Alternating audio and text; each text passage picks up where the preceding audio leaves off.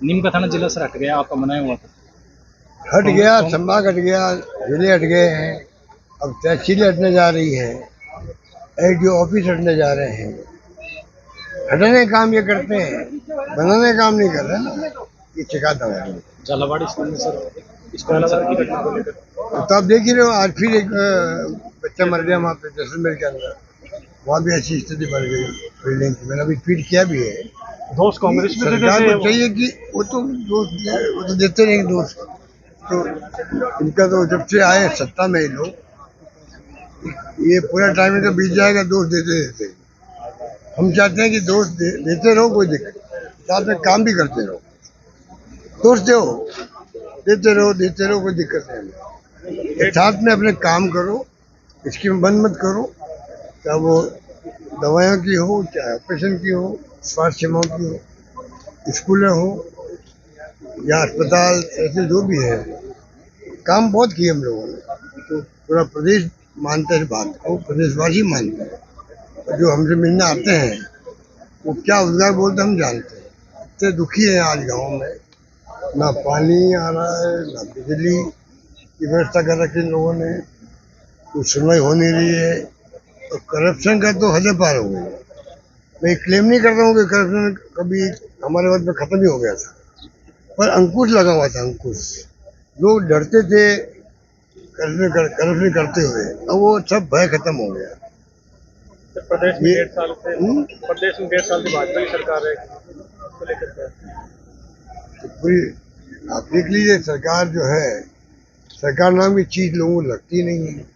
मुख्यमंत्री कहते हैं कि 1.5 साल बनाम 5 साल, तो 5 साल का तुलना कर रहे हैं मुख्यमंत्री खुद ही।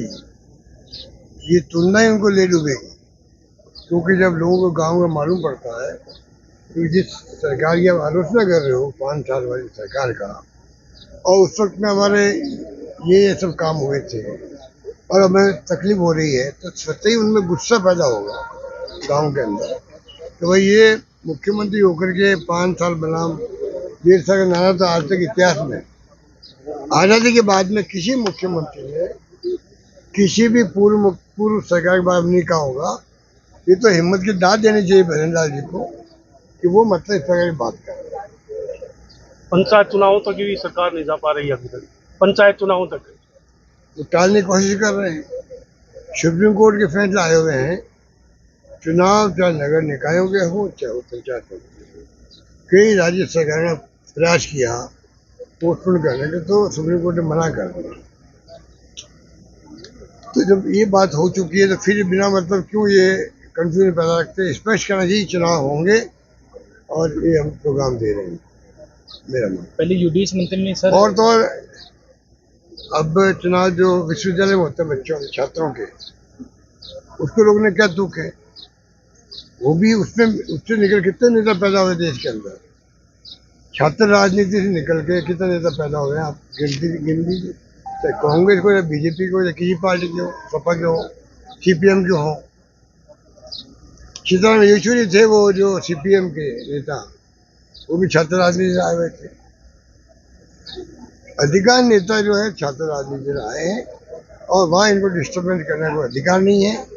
पर इनकी जो नई पॉलिसी आई है, वो जो एजुकेशन पॉलिसी, मैंने सुना उसके अंदर भी ऐसी ध्वनि निकल रही है कि विश्वविद्यालय में राजनीति नहीं होनी चाहिए।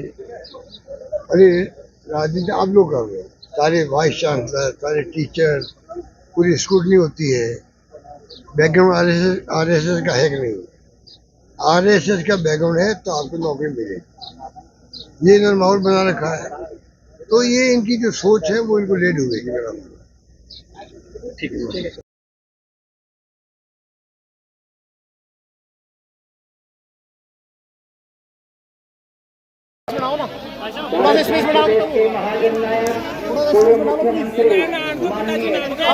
अशोक जी गहलोत साहब हमारे बीच में पहुंच चुके हैं। अशोक जी नीम का थाना के लिए 3000 करोड़ का प्रोजेक्ट मुख्यमंत्री जी पधार गए। आने वाले नहीं, एक परंपरा और वही परंपरा है माननीय अशोक गहलोत जी। अभिनंदन के लिए मैं आमंत्रित करना चाहता हूं मंजू जी सैनी जो आयोजन समिति के अध्यक्ष हैं और वर्तमान में सचिव प्रदेश। इतना भावनात्मक आप अशोक गहलोत जी के प्रति अब टस से मस नहीं हो रहे हैं जनसमूह। आपका अभिवादन स्वीकार किया इस पावन अवसर पर। अब मैं आपका हार्दिक अभिनंदन करते हुए निवेदन करना चाहूंगा कि हेम सिंह जी शेखावत प्रदेश अध्यक्ष आप जो है यहाँ स्टेज पर पधारे। पवन जी गोदारा पूर्व का परिचय देते हुए आज के इस मूर्ति अनावरण समारोह का आनंद ले। वॉलंटियर्स जलपान की व्यवस्था में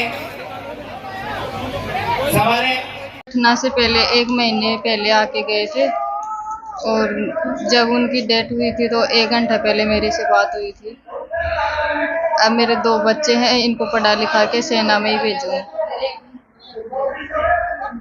शहीद दाताराम जी